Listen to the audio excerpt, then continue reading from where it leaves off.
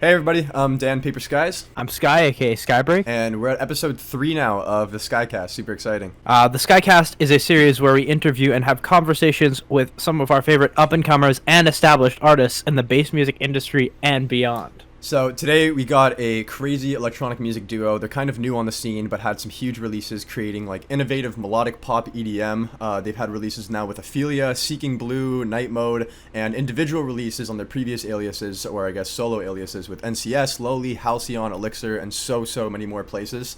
Along with collaborations with artists you might know like Tsunami, Maggie York, a phenomenal vocalist, and Virtual Riot's new side project, Still Kids. So without any further ado, we'd like to introduce Starseed. How are you guys doing today? Pretty good. Hey guys, thanks for having us on. Yeah, Thanks for having us on. I know Noah, I've talked with you before. Noah is Two Scoops is his previous alias, and then we have Dreweybear. They're both extremely talented musicians. But Drew, nice to meet you directly. And yeah, I'm super excited to just get some questions going, see what you guys have planned for Starseed and everything. Very exciting. Yes, sir. Yes, sir. So how would you guys say working in a duo is different from kind of writing music in a solo project context? It's a lot faster, I would say. And I think that helped us from the beginning. It's just like being able to start an idea that might sit on your computer for a while, and then like the other person's like, oh, I really like that. And then you're able to just finish it. I mean, it's like working on collaborations all the time. Yeah, and what was cool is like when we started this project, we both had like a bunch of songs on the back burner, and that were like both kind of in the cohesive sound, or at least like close to what Starseed sounds like, in my opinion. And we just kind of like compiled all those tracks, and we had somewhere around like 50 songs from the get-go. Damn. So, Oh my god.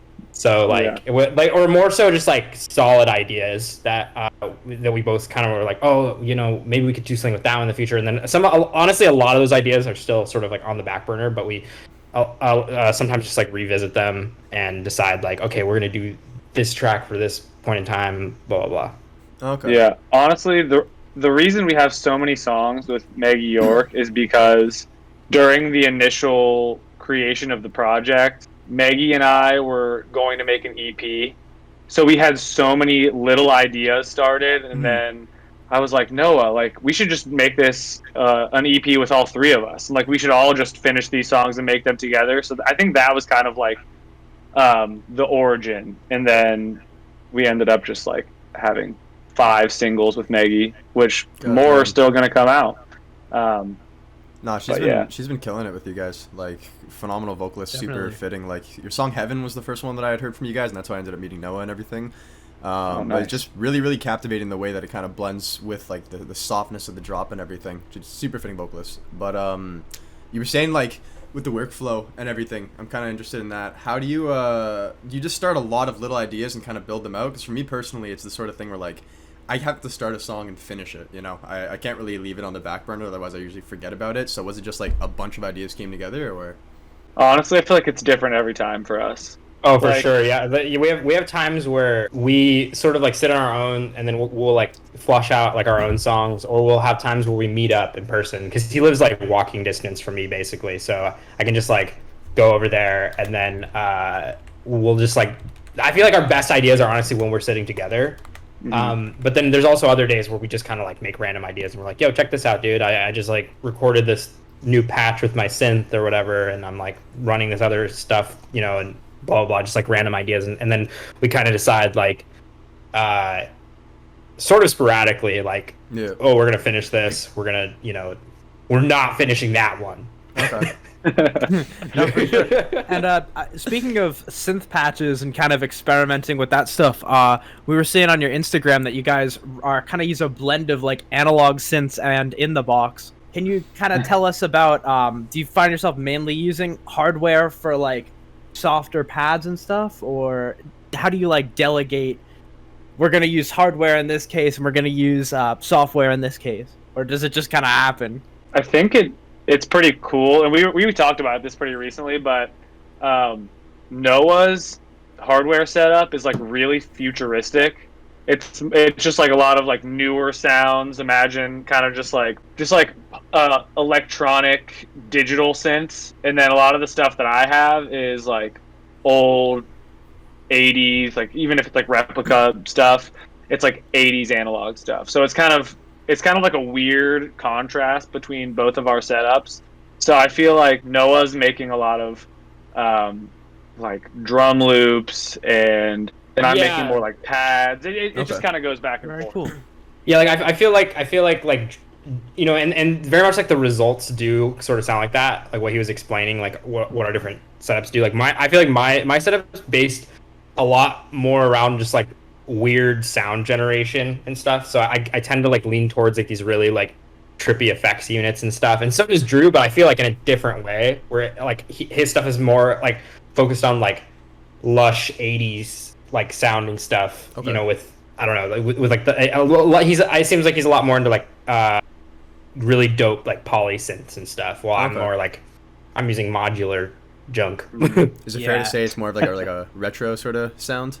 Yeah, kind of. I think it runs through so many like guitar pedals and things that at the end of the day it turns out to be like ambient soundscapes, a lot of that kind of background stuff in the songs. And I think a lot of, and these kind of cross over in a lot of places too. But also I think Noah's set up a lot of time is like if you hear really weird percussive effects going on in our songs, that's probably coming from his. Oh, okay, so that's sick. So you guys really do push the hardware side of things. I know I've seen on a lot of the Starseed Instagram stories that it seems like a lot of the work happens at your place, Drew. I don't know if it's just because you're managing the account mainly, but in that case, do you bring over a lot of like, or do you ever like bring hardware with you when it comes to like having a session together? Or are you working from home mainly? Like, how does that play into your workflow in making a Starseed track? What's funny about that is like before Drew like lived down the street from me, essentially, he lived at this other place, and I was like so stoked when I first got all of my like parts for my modular synth that I literally brought it over in like this like Mac box, and I didn't even have like an actual case for it. So I was just like, dude, check this out. So I'll like bring that over there. Honestly, now I don't usually take like big pieces over there unless we're specifically trying to do stuff. Like now I'll take like I'll pull this up for you so you can see this. I'll take like this synth that I just got, the Arturia Micro Freak. Sick. And basically like this actually has kind of like some of the components, or like the inner workings of this other synth that I have called Platts, which is just a Eurorack module.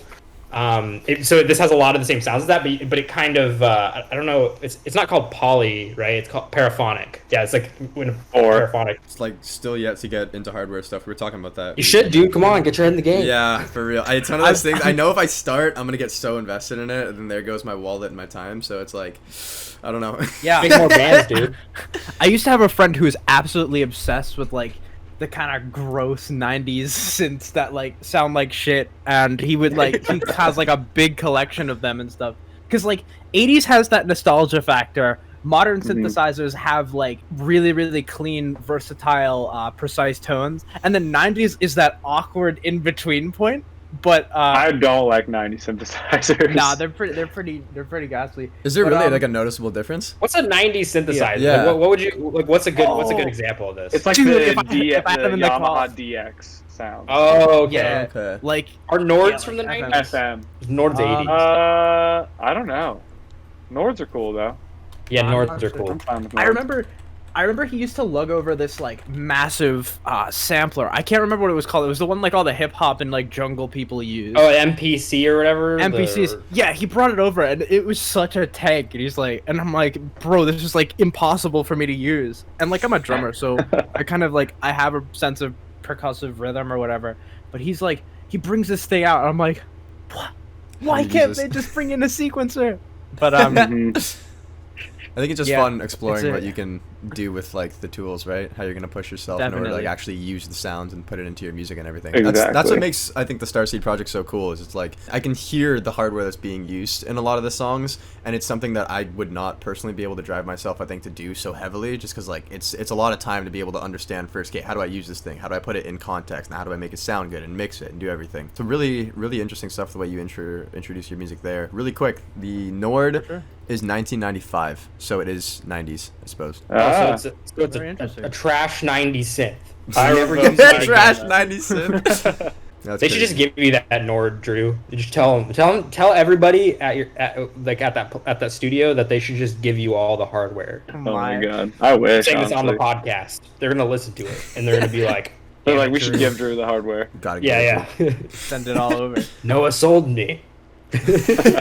Right now, at the time of recording this, you guys have teased on your Instagram that you've got a EP coming along, and the first track's been put out with Ophelia. Do you have any news about this EP? Anything going on? By the time this comes out, I think it's possible that the EP might have even dropped by now. So, any thoughts you guys have? Well, we're gonna have to sign an NDA. So, no, our EP. So we're actually, especially since this is coming out in the future, tomorrow on Monday, we are announcing that the EP comes out with Ophelia on Friday, June 11th. So we're really excited to get that out. And then speaking of like the hardware and everything, we're going to be doing a really cool like live video on Ophelia's YouTube channel, which will be us performing basically the whole EP into one extended song, and we're going to be doing it on all of our hardware. So in the cool. studio, so we're really excited for that. On that note, do you guys think you're gonna incorporate your kind of love for hardware into live performances, or are you just gonna start out with like traditional DJ set stuff? Well, we definitely talked about that for sure, and I know we both would love to do it, but I feel like right now we haven't made any plans for that yet, just because I feel like most of the shows we're going to be playing in the near future are going to be mostly CDJs, and a lot of like the festival lineups, I'm just not even sure how to incorporate that yet, but hopefully after our next EP drops, we'll be on that road. I've been getting a lot of different ideas in terms of like how to incorporate like live setup into proper DJ set stuff, because I don't know if you guys have watched the that channel called Circle on YouTube. It's like CERCLE or whatever. They do like a lot of these really scenic, crazy like DJ sets with different artists from across the world, essentially. Okay. And like they did like a set. This guy did like a modular set at like the pyramids in Egypt, the base of the pyramids, like that kind of stuff. I did see that set actually. I saw it on Instagram, a clip of it. It was crazy. Yeah. So that if that channel has been giving me a lot of ideas on like how to further incorporate like using, for example, like synths with like, okay, you could like have synths with like, you know, Ableton Live on your computer, and then you could, you know, run some different controllers to essentially change like faders and parameters and stuff. Like I've just been getting a lot of ideas for that, so I feel like we might like incorporate in that sort of way. But I'm very interested in doing like a proper like live set at some point. I think that would be a lot of fun. We're easing to it too. Like with this video coming up, like we're trying to put the feelers out there for how it's going to work best for us, and we're going to start doing videos like this and just like working our way towards it. Yeah. As time goes on. So I know we saw in the Park and Rave set, you guys were just working off of CDJs. Me and some friends were watching. I guess it would maybe be something more for like if there was a Starseed headline spot in the future. You know what I mean? To really like showcase you guys. I would almost like compare it to like, this is a huge level up, I would say, but like Porter Robinson with the second Skyfest, you know, I imagine we're going to see some crazy stuff there. It's not just going to be him behind some decks. I could be wrong, but you were talking about like feeling out, I guess, the audience and how they perceive that sort of stuff. How do you feel your EP fits in with the rest of the Ophelia discography? I honestly feel like it doesn't really, which is going to be interesting. I don't know. Noah, you can answer this too, but I really, lately even more, like I listened through the EP and I feel like it's definitely something new. It's not really melodic bass music as much. I mean, there are some songs in there, but it's kind of all over the place. It's kind of a journey for sure. What do you say? No, what do you think? In the pop melodic realm of what you guys have been releasing as singles recently? It's all over the place. Like I think it all fits under what it is, but genre-wise, it is like we have some like UK garage stuff in there. We have a Psytrance song in there. We do have some melodic, kind of like electronic pop. The one little take we have some ambient meditation on there. Are you kidding? I'm not kidding. Kind of, yeah. Oh my god, no way! I gotta hear this. Yeah, like I was gonna say, when Ultraviolet dropped, there's traditionally, it's not really that big, you know, shimmering chord stack, cry-bangy music. Cry-bang. Yeah, it was a bit I love that term, dude. You know exactly what I mean when I say it. It was very much It was very much this more kind of, I don't want to say nuance because that's like talking down at cry-bang music, but it was this more like unique, almost flumish, future bassy pop thing. So yeah, I was definitely surprised and excited to see that come in my promo email. And I'm excited to hear the rest of the EP. Honestly, I was pretty surprised that they picked up the project to begin with, but just because I feel like it wasn't that. And we did have songs like that. Like, we have songs out that have that sound for sure. So I was a little confused at first. I was like, wow, they like this. But yeah, it'll be cool, and I'm excited to see like the Ophelia family's reaction to something that I think's a little out there. Yeah. You make a good point there, though. Like, I definitely feel like Ophelia's trying to open the doors to some more music and some more sound, though. Like, totally. I have a friend of mine named Aaron Shirk, actually, we were chatting about this literally recently. And it's like, Ophelia has been known, like we said, for that cry bang sort of thing, you know, like headbanging super songs. So like, I think it's about time that they step in that direction. And even when they had accepted my song, which was like a drum and bass song that I'd released with you guys on Advent Volume 2, right? That sounds awesome. Thank you. Yeah, but I wasn't expecting that to be the song. You know, I'd sent them like the typical saw sax sort of stuff before. I'd sent them my single Broken, which was like a color bassy track, and they're like, "Oh, this is cool, but it's not particularly what we were looking for." And that was like the least likely scenario for me, you know, that they would pick up that tune, if anything. That's how I always feel like stuff is. Like, in general, like, it's like anytime you make a song, you're like, this is the fucking song. This song is the greatest song ever. Then you show it to your close homies, and they're like, it's all right. And then and then you make some crap in like 2 seconds, and then they're like, "This is the greatest song you've ever made." That's so everyone funny. shits the bed. It's nuts. So you just gotta not care. You just gotta be like, okay, whatever. I'm just making another song. Okay, like, cool. Yeah. Just don't give a damn. And honestly, I feel like that's the mentality that we've been having when we started this project. Is we're just like, no more overthinking making songs. No more overthinking. Like, I feel like you probably had been in this, Noah. I definitely was like on my way out of just like overthinking all the music that I was making and taking way too long for like little mix decisions and little songwriting decisions. And we both kind of sat down and we're like, we're just done with that. We're just going to make music that we like and that we think is cool. And when we get to that point of like, is this perfect? We're just going to walk away from it. Like, it's good. Yep. And then I spend 24 hours straight mixing a song. Like, I'm not even kidding. Like, this happened this one time. I think sometimes I get obsessed with stuff. Like, I obsess over things. So like, that happens still, but like on an overall standpoint on most of the stuff, we both have that same sort of stance the majority of the time. I remember me and Noah were talking about like just some random anime stuff at one point, and I was like, "Yo, you want to hop in a VCE?" He's like, "Yeah, just give me like 10 minutes to mix this." And he messaged me like 6 hours later at 4 a.m. and was like, "That was that day. Just finished the mix down." Yeah, that was the day. Yeah, that was crazy, man. You killed it though. It's a pretty clean mix. Sweet, I'm glad. Is that a release song, I don't know, or man. is that something else? Some new whips. Yeah, it's unreleased, but Dan here has heard it. In terms of, I guess, for the future of Starseed now going forward, you guys have done the One Park and Rave together. You've now recently been announced for Lost in Dreams, which congratulations on that. That's going to be a huge event. Thanks. I'm super stoked. I really hope they live stream it or something. I'm going to be at Second Sky, then heading back to Toronto after then, so I would love to come to it, but not going to be able to. And to reroute your flight. Yeah, just reroute it easily, right? Just drive down. The Paper Skies World Tour from the. That's before that actually, isn't it? I think it's a little before. Yeah, it's a few days. Yeah. The 4th and 5th is Lost in Dreams. Yeah. Okay. Mm-hmm. Yeah. And what area is that? Is that in the LA area? It's in Las Vegas. Vegas, yeah. Okay. Yeah, well, we're going to Vegas, Dan. We're going. But yeah, any other plans for shows, whether in the area or locally, any clubs, anything like that? Because I know you've done a lot with your solo projects and such, but together as Starseed.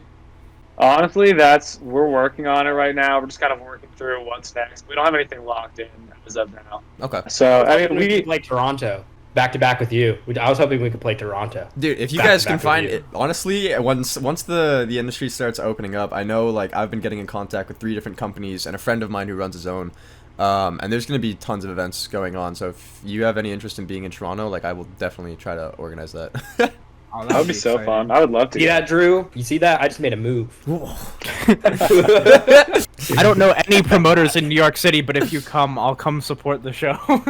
I played at NYU once.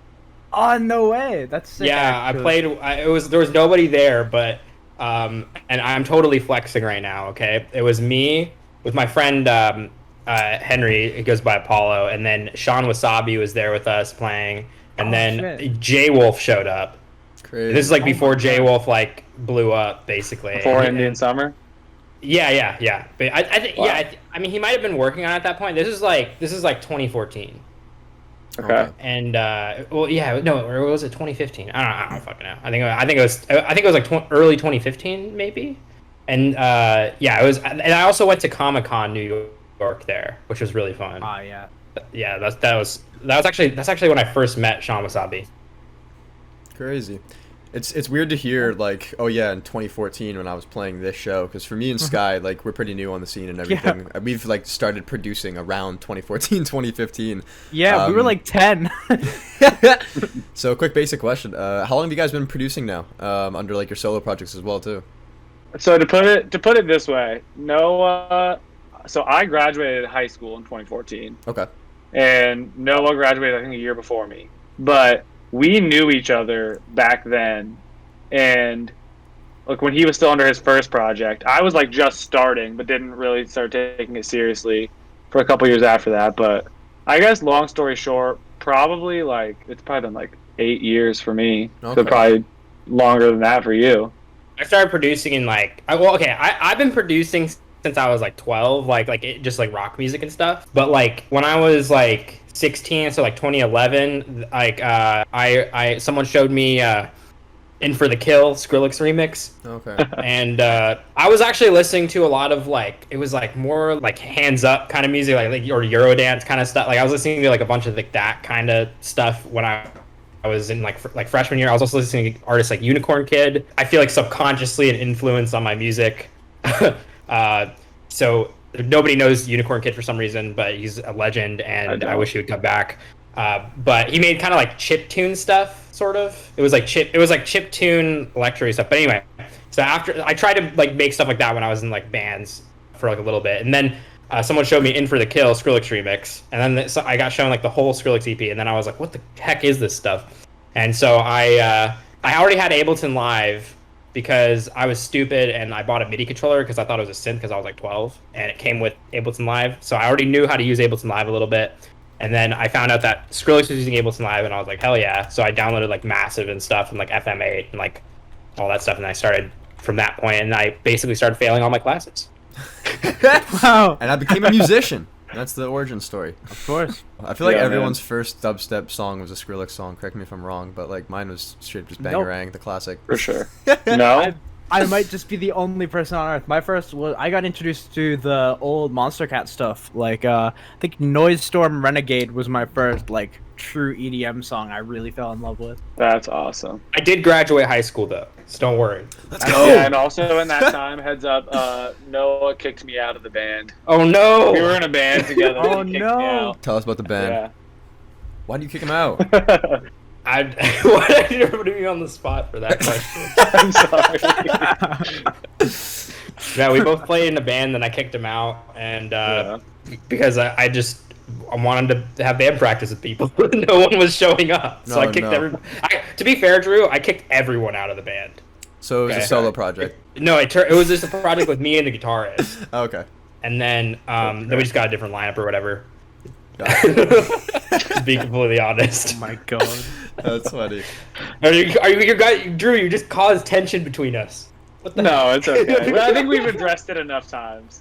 Yeah. And also, that was like, I don't even know, 7, to be 6 years completely ago. honest, and I think this is the perfect opportunity to say this, I still sometimes feel bad about that. Aw. You don't have to. Now you guys got Okay, your cool. own band together, right? Yeah. Do you guys think the other two members went and created their own Starseed? No. You'll be. You would probably pulling up know. to- You'll be pulling up to like EDC someday, and you just see someone else on the lineup, and they go, "Oh, hey guys." Oh my Like, god. remember when you kicked us out of the band? Yeah. Remember when you kicked Started someone- on- Okay, so the other people that I kicked out of the band, I'm trying to think. So one of them, I actually hung out with him when I came back. He was like the drummer. He's like the craziest. See, I didn't want to kick these guys out of the band. Like it's just nobody was showing up to practice. Gotcha. Aw. And because this drummer was like fucking insane. Like he was like the craziest drummer that I still know. He's like an insane, like he actually lives in Kentucky. So like right across the border. So he comes over sometimes. We like DJ and hang out and stuff, and like Cool. just like chat and whatnot. So I think he's trying to get into like house music production. So which I think he would kill it at, because he's just an amazing musician. And then the other person, I have no idea what she's up to. And then the other members of my band that like were the new members or whatever, one of them, he just had a kid. Yeah, I don't know what's up with that, but I think he's doing okay. And then the drummer passed away recently, which sucks. Oh, but, sorry to hear. I'm not trying to be a bummer. Yeah. No, it's the news, right? We got to bring this to the next level, though. Okay. All right. So I think it's just about time to get into a portion of the podcast that we really, really enjoy. We do a bit of deep digs on our people, slightly Nardwuar style. It's been some of our favorite moments over the past two. Oh no, I'm terrified. You guys are really, really hard to dig on. So, but we did try our best. Pretty cleaned up socials, I gotta say. Congrats on doing you guys that. are clean. You guys are hella clean. All right, so to Noah, you have mentioned that anime had an influence in changing your production style, particularly a company called Key, which produced Angel Beats that you saw in 2012. Tell us a bit about that experience. Oh yeah, so I was like, this is like amidst my music production days or whatever. I was like really into binging Netflix, like with the classic shows like Breaking Bad and stuff, like in that era where it's like when that was hot. And but then I don't even think Breaking Bad was finished, but it was just that point where they like wrapped up that like one of their like later seasons, and then there was like a big break before the next season, and I was just like, there was just nothing on Netflix. And I remember like I started getting like anime recommendations, and like I sort of was previously into like stuff, I suppose, but that's when I remember my brother showing me some stuff, so I watched this anime called Angel Beats again, which it's kind of a trash anime, but it's also like amazing at the same time. And I think the thing that stuck out to me the most was the music production and like the writing, and it's an absolute masterpiece soundtrack that goes like amazingly with like the plot and stuff. And there's just some really big moments in that anime that like inspired the crap out of me. So I basically started trying to like replicate the chord structures of those like songs like into my music. And I felt like it kind of created a really unique sound. And then shortly after that, like Porter Robinson started doing it in like Drop Worlds like a couple years later or whatever. Like that, like, and he directly references that same anime that I was into. So he was talking about like he has a song Sad Machine, and Sad Machine's a reference to episode 3, I believe, of Angel Beats, where this one character finds this band called Sad Machine, and it like changes her whole like world. She starts like making music and stuff, and like I don't know, it's a very powerful moment in that show. But that's why I know he was like inspired by that same thing, because his melodic structures sound like Key anime melodic structures a lot of times. Okay. And he has some songs. He has a song called Key on maybe this is thinking too far into it, but he has a song called Key from his Virtual Self EP, and it has like a melody that plays in it that sounds like one of the background songs from Angel Beats. Very cool though. Was that before or after getting inspired also by Hardcore United Tokyo? That was beforehand, actually. That was before, because I like, it was near the same time, but basically I started getting into a bunch of different types of like anime opening soundtracks. Okay. And that kind of progressed that progressed into me liking like J-core stuff, and then like later down the line I got into UK hardcore and whatnot. Okay. And like, yeah, I was a big advocate of that stuff, and I like try to make a lot of that stuff too. I really like it a lot. Nice. For Drew then, yeah, you've mentioned on your Twitter, Drew, that you've taken some advanced audio technology classes, as it's been phrased, in university. Tell us a bit about those classes, and like, do you think that it's influenced the way that you produce compared to like a do-it-yourself kind of attitude when it comes to learning? Wow, I honestly don't even remember ever saying that, but that's, I don't know. I mean, Noah learned everything on the internet, and I went to YT Technical Institute. Okay. Yeah, YT Tech. YouTube Academy. But so I took only a couple classes, and that were like high level advanced music classes, and one of them was an advanced sound synth class. Oh, okay. Which honestly, I think is part of the reason that I really wanted to get into polysynths. And it basically the entire class was understanding how synthesis works, like from its core, and all the different ways you can create sounds, So we went over like subtractive, granular, like everything, and it was explained in just like the most mind-blowing way.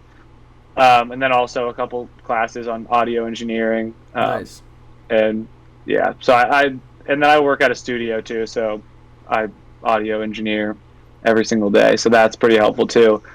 But I think that's an important part of our sound right now too, especially for like the next phase after this EP, is Noah and I are recording a lot of songs live in the studio, like on grand pianos and on real instruments. Okay. And a lot more live performance. So I think it kind of comes into play there too. Yeah, I love the amount of like live performance you guys have involved like already. Like I was saying with the hardware stuff, it's really cool. You're moving to some instrumental stuff too. Do you think that definitely courses like that are a good option for producers that are looking to get into the industry, or is it something more you take on as like someone who's already been working in the music field for a while? Wow, Noah and I had like a really long conversation about this 2 days ago. Okay. And basically, I think where we kind of landed on it was you can learn anything anywhere if you dig deep enough. You don't need to have any like formal training. At the end of the day, you just have to learn a skill set, and then what you do with it is fully up to you. Like I had a professor one day, and he was like, "It's Legos. Like you learn how to do these things, and then the way you choose to achieve a goal is up to you." Mm-hmm. So I don't think it's necessary at all. But I think one part that kind of is a good thing that comes along with it is you build a lot of relationships along the way, and that's what we were talking about. Is like a lot of the people that you meet and a lot of the things you learn from your friends is kind of like where the secrets are really hidden. And whether that's like your friend introduces you to a promoter at a club, or your friend is just like, listen to this like new tip that I learned in Ableton that so and so showed me. And it's I feel like a lot of that stuff, especially in like 2014, wasn't on YouTube. So I think that the word of mouth was really important, and it's a little bit less now because you can really learn anything. Yeah, like, you remember like YouTube tutorials weren't a thing, Noah? Like music production, like I would have so many questions on Ableton, and I just couldn't find it. Mm-hmm. Yeah, so I feel like I can always say this. I'm like people now like who are starting to produce have like the greatest amount of information ever and like resources that like we never had when we started. And I'm not saying that's a complaint. I think that's a great thing. I just think it's like, you know, when it comes back to like the production courses and stuff, like worth it. It's like what I said to Drew initially the other day was like, when it comes to going to school for this stuff, you should know, as weird as it sounds, you should kind of know what you're doing first. Like you should understand like why you're going to school there, and you should have a mindset of like, okay, so I need to actually take it upon myself to do this off like not on class time and stuff as well. Like it's really important to just like apply yourself and just like, you know, fall down the rabbit hole of like production and stuff and really learn like what you're actually doing. And then so when you go back to school, you can utilize the resources that are additionally being thrown at you. And like, you know, if there's like, let's say you're going to a certain school that has a lot of artists around it or whatever, you know, you can basically go and talk to those people and like, you know, kick it off and become friends with them, as opposed to like worrying so much about I gotta learn stuff at school. You know, it's more about like learn it at home, utilize the school as an asset. As fucked up as that sounds. I mean, for sure, when you're dropping that much money, you better be utilizing it. Yeah, I've heard a lot of conflicting opinions about this kind of like, oh, it'll spiral you into like this traditionalist mindset where you'll realize there are rights and wrongs, and it's just like, what? It is kind of I've heard that a lot. Like there are teachers that are like, no, you have to EQ so and so way, and you have to position so and so way, and all that stuff. But it's interesting to kind of hear someone who's been through it. Because it's kind of interesting to hear someone who's been through it kind of reflect on that kind of thing, you know? Like, everyone's been telling me personally, like, oh, you'll probably show up and already know everything. But it's kind of cool to hear it firsthand that, like, it's not really about the subject matter, but more utilizing assets and finding new connections and new friends and all that stuff. Because, I think totally. That's exactly what I was saying by like you should know what you're doing before you go go to like. I know that sounds like dumb because some people are like, well, what if I don't know what I'm doing? It's like, no, you can figure out like what the school will serve you, like what the purpose is for it. Yeah. You know, and you should just really do research on the school and understand where you're at skill wise, and understand that no, if you go to school and you have no idea what you're doing, you're not really going to learn much when it comes to music stuff, because you have to be sitting down and applying yourself. And then that's when the conversation of maybe going to school is a waste of money, blah, blah, blah. And it's like, maybe not though. Like if you have the money, you could go there and then you could become friends with the professor who's friends with, you know, who's a big artist who's, Robert Plant or something. Yeah. And then you could get Robert Plant on the track, you know, and you could have a new hit. Yeah. I mean, I think 2.0. I think advice for going into school when you already are a producer and you already like have the production chops and the writing chops. I think something to keep in mind is like you have to understand you are going to walk into a classroom where the playing field is level. There are people that like a professor will expect, hey, like people are going to walk in this room and have never touched a DAW before. And people are going to walk in this room and have like produced tracks with hundreds of thousands of plays and like fully understand like how to mic up a drum set and how to mix a song. So like some of it does get dumbed down, but what I found was if you ask the right questions and you're there to learn, you will still get so much out of it. It's just how much you want to get out of it. Like you could just go sit there and take in like the base level information, or you could be the person that like stays after class and ask the professor like, oh, you produced for so and so, like tell me how did you get that gig, and like what did you do after work every day to get there, and things like that. So yeah, I think it's just all a mindset. I think very intriguing take that is actually. Yeah, I think your passion in any creative industry is like the driving thing. It's a hot take. No, I think it's the right one, man. Like I draw like a parallel. I go to an art school like downtown in Toronto called OCAD, and I do graphic design there. But I've been designing for like 5-6 years now, right? So I stepped in the classroom. You had to give a portfolio to get into the school. And I was super worried I wasn't going to make it. Got accepted though. And when I got there, I'm like, holy shit, these guys are all going to be insane. And the level of quality was all over the place, but everyone has their own skills in their own area. And the whole, I think, thing with school is like, it's, you know, have to learn as much as you can by reaching out and like actively trying to take in that information, first of all. But second of all, just being in an area and around people that are creative and are trying to make connections and do things like that. It's really inspiring to like keep passionate and to keep going and to keep working and try new things, because you might know the skill that they're teaching in the class, but the way that the student sitting next to you is going to use that skill is going to be super, super different than the way you're going to do it, right?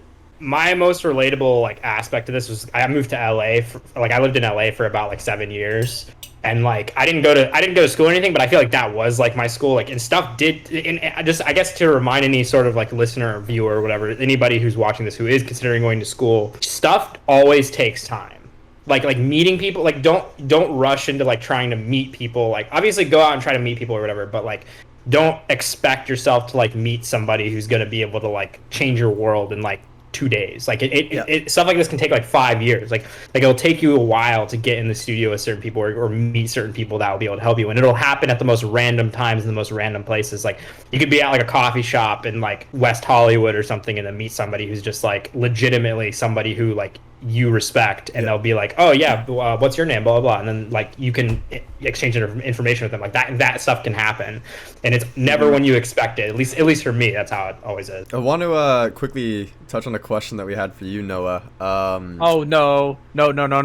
Years ago, under your Vina Cava alias, you did an interview with Insomniac, and it had a rather relaxed attitude going on. After performing at EDC, congratulations on that performance. But you had a whole ton of questions that were like super big in phrase, like what's the biggest misconception about being a big DJ?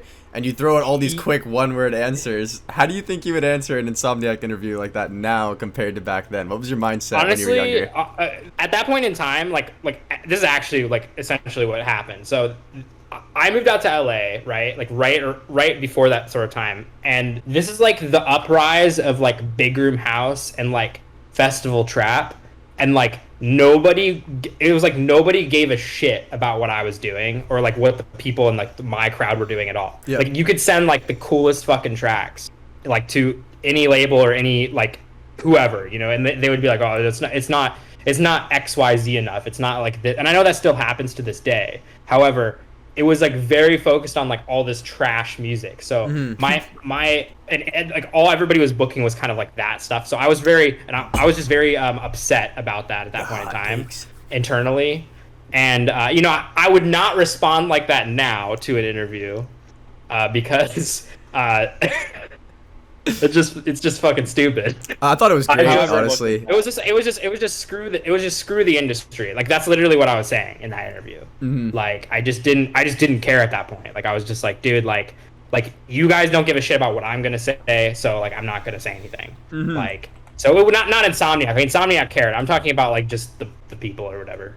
Yeah, I think I really liked reading through it because I definitely got that vibe where it was just like, you know what, let me just get these questions out of the way really quick. Let me just be as real as possible. But it felt like a younger you know what I mean? Like it felt like a true personality was behind a lot of the answers instead of the standard, oh, I was inspired by this and this sound which led to this, like all these formulated sort of answers. And seeing where you are now, you know, with your personality, it's kind of still the same. You've always been a really relaxed person who just kind of answers things honestly. But yeah, the level of professionalism there was like super different than what I was expecting in a good way. Honestly, I had a couple good laughs. Okay, well, I'm glad that you think that because like I'm actually kind of embarrassed of that interview. However, I appreciate that you see the value in it. Yeah. And because it reminds me of like why I wrote those responses. Yeah, like you saying that, so it makes me feel like less like embarrassed about it. No, I don't think it was a bad thing at all. I read it and I was like, this guy is real. He's not messing around. This guy's a legend. That's awesome. I mean, no disrespect to Insomniac or because I love all the people over there. Honestly, yeah, of course like, not. It was just more of like, like and you guys if you could have been in my shoes at that point in time, like I was in a very fortunate place, but at the same time, like I was just upset because like I was young and I was like, I want more. Yeah. You know? Like so everybody, of course. I don't know. And it's cool that you guys are, correct me if I'm wrong, but still working with Insomniac, especially with the Park and Rave show that you guys just did recently, right? Yeah, I mean we're playing Lost in Dreams in September, so it'll be cool to get out there and play a real show. Yeah. Park and Rave was so much fun, and that was Insomniac ran that, but actually that was Yoltron who got us on that. So that was they did an excellent job at the Park and Rave, by the way. Like okay, the shout out Mike, the visual guy, he freaking killed it at that shit. Yeah. Like he actually like we basically gave him like the most like cut and dry simple thing to follow, where we're just like, just play these visuals, just do your thing on it, whatever. This guy actually told us like right before we went on, he's like, oh yeah, I was like listening to your music the whole way here. So he like listened to all of our stuff, and then he proceeded to line up one of our visuals like cohesively, like the way it is in the music video, like just, but it was all cut and scattered. So he just kind of like pieced them together because I guess he went and watched the video too, because we watched it back and we were like, damn dude, like these guys aren't playing around, like they're really really good. There's a lot of production that goes into those. It's super cool. And most, I'm not just trying to like suck Insomniac's dick or anything, but like any sort of event that they throw, like I always enjoy them for the most part. Like I feel like my favorite clubs are Insomniac run clubs. Nice. They have the best, most professional bouncers and stuff who aren't usually assholes at all. So hey, good to hear. We've got about, I think, 2 minutes left until we're wrapping things up now. So before we close off, what are any future plans that you might be allowed to talk about Starseed coming up? Well, after the EP, I think we have some more singles coming out with some labels that we've released on before Ophelia. Sure. But I think we're going to take a little bit of time, and we just have this really strong vision for our next EP or album or whatever it's going to be. It's going to be a concept project, and it's basically this story. I won't say that much, but it's basically a whole story, and this EP or album is going to tell the story, and it's just going to be like a full audio-visual project. Nice. Awesome. We're going to be performing everything ourselves, so it'll definitely be phase 2 of Starseed, and it'll be just like more us. Yeah, I think it's really going to bring like the best parts of our projects before this together. And I don't know if I should say any more than that, but yeah, honestly, it's hype enough. I'm really you guys are both signing an NDA, so That's right. If you watch, I think that's it. video, No, do you think there's anything else? Sign consent. I'm not sure right now. I mean, I'm ordering more synths if anybody cares. Let's go. I mean, well, I'm waiting for some new effects unit stuff I ordered, and that's exciting. So that's exciting for me only, really, and Drew a little bit. I mean, it goes into the tracks, right? So, all right. Well, we'll hear some different timbres in future. Sky, do you wanna wrap it up, Sky? Since I started things up. Yeah. Thank you guys so much for watching this episode of the Skycast. It was a real pleasure to have Noah and Drew here from Starseed. And if you enjoyed the video, be sure to like it, subscribe. If you're listening on Spotify, be sure to follow it. Be sure to follow the artists. Be sure to follow us individually. There will be links to all of it down below. And if you're watching on YouTube, obviously. And other than that, my name's Sky. That's Dan. This is Starseed. And thank you guys so much for watching. Thank you, guys. Good stuff. Thank you. Peace. Wait.